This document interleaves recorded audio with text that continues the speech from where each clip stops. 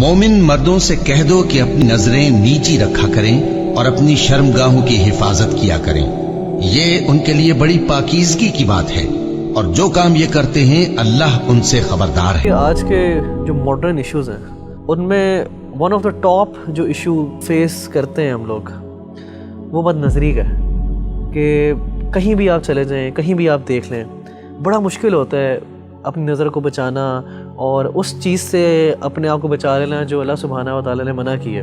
تو کیسے آج کل کا نوجوان اور کیسے ہم لوگ جو ہیں بچ سکتے ہیں کہ ہماری نظریں بد نہ ہو اور ہم لوگ ایسی چیز میں نہ پڑ جائیں جو اللہ سبحانہ و تعالیٰ سے حرام ہے؟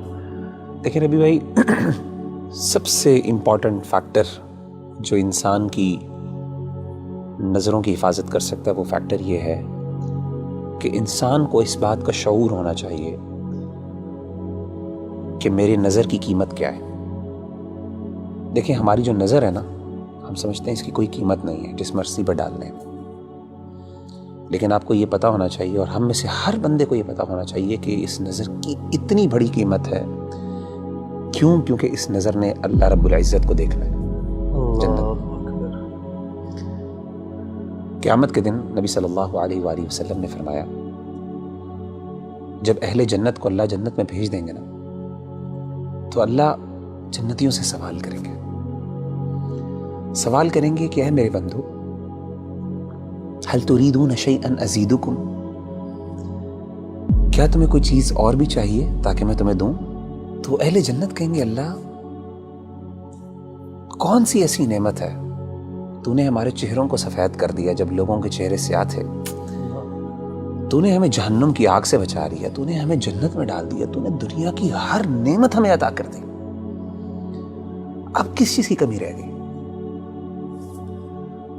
تو نبی صلی اللہ علیہ وسلم نے فرمایا کہ اللہ تعالیٰ پھر نور کے جو پردے ہیں ان کو حکم دیں گے، وہ ہٹ جائیں گے اور اہل جنت اپنے رب کو دیکھیں گے۔ نبی صلی اللہ علیہ وسلم نے فرمایا کہ فما اعطوا شيئا احب اليهم من النظر الى ربهم او كما قال عليه الصلاة والسلام، کہ اس پوری جنت میں کوئی ایسی نعمت نہیں ہوگی جو اس نعمت سے بڑی نعمت ہوگی کہ جب ایک بندہ اپنے رب کو دیکھے گا۔ اور صحابہ نے بڑے حیران ہو کے پوچھا، انہوں نے کہا کہ اللہ کے رسول هل نرى ربنا، ہم اپنے رب کو دیکھیں گے؟ کیسے دیکھیں گے؟ مطلب they were like imagining the situation۔ صحیح مسلم کی حدیث ہے، آپ صلی اللہ علیہ وسلم نے فرمایا هل تضارون في رؤية القمر ليلة البدر، کیا اندھیری رات میں جب 14ویں کا چاند نکلتا ہے، اندھیرے میں بالکل گھپ اندھیرا ہوتا ہے، اس میں 14ویں کا جب چاند نظر آتا ہے، فل مون جسے ہم کہتے ہیں، کیا آپ کو کبھی مشکل ہوئی ہے اس چاند کو دیکھتے ہوئے؟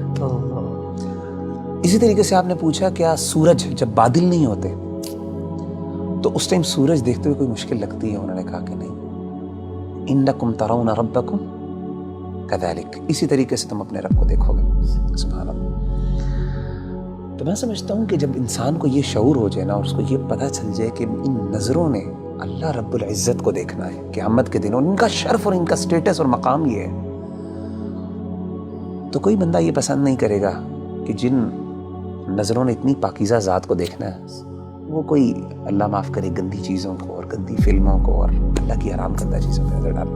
میں سمجھتا ہوں یہ شعور سب سے زیادہ اہم ہے اور یہ ہمیں اپنے ہمیشہ ذہن میں رکھنا چاہیے۔